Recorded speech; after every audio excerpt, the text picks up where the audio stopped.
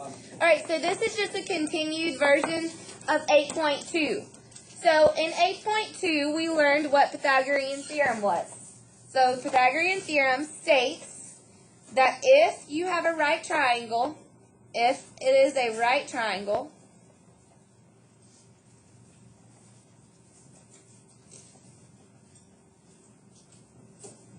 remember if-then statements, if it is a right triangle, then, that's a comma, then a squared plus b squared equals c squared.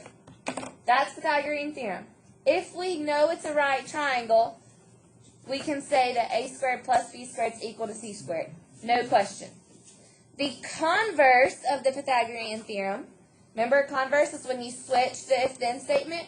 Converse is if a squared plus b squared equals c squared. So if we know a squared plus b squared equals c squared, then guess what it has to be? What's the converse?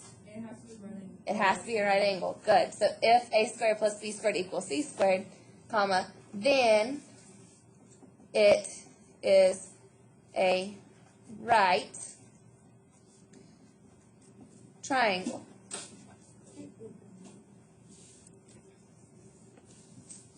That's what this is saying right here. This is the converse.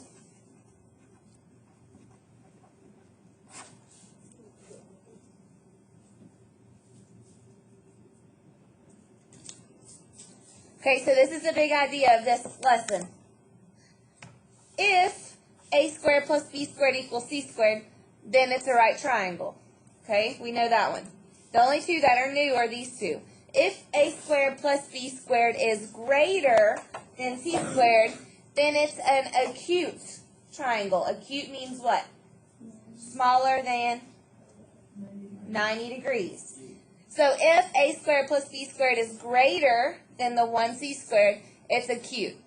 If a squared plus b squared is less than c squared, then it's obtuse, which is greater than 90. The way I remember this is, doesn't acute mean small? So I just think of its opposite, because acute means smaller than 90. So if a squared plus b squared is greater, think opposite.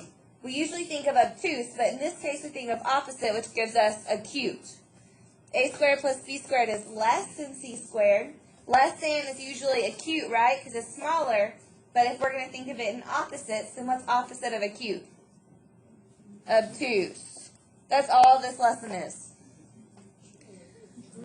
I was good until you said that. Until I flipped it? Yeah. So I said, okay, well then just ignore that part. Okay, the first thing we have to check in this lesson. Do you remember before Thanksgiving when I said, can these three sides be a triangle? And the two smaller had to be greater than the third? We have to check this. Determine whether 9, 12, and 15 can be the measures of a side of a triangle. Well, what are the two smallest ones? 9 and 12. So for it to be a triangle, 9 plus 12 has to be greater than 15. Well, what is 9 plus 12?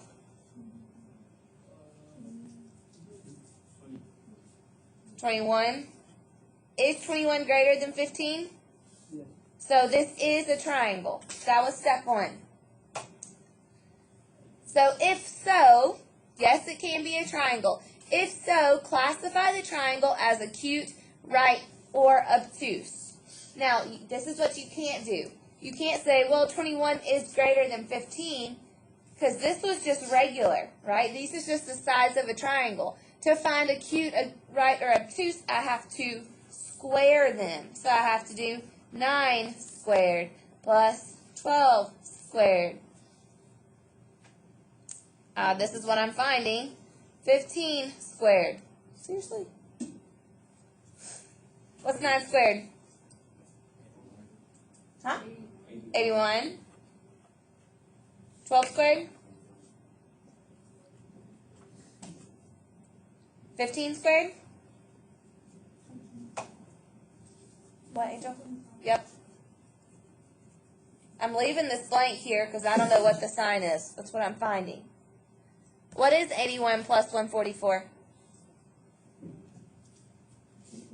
225. So 225 and 225, what sign goes in the middle? Equal. So what kind of triangle is it? Right.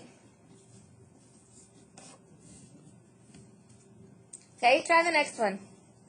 Step 1, is it a triangle? If so, what kind?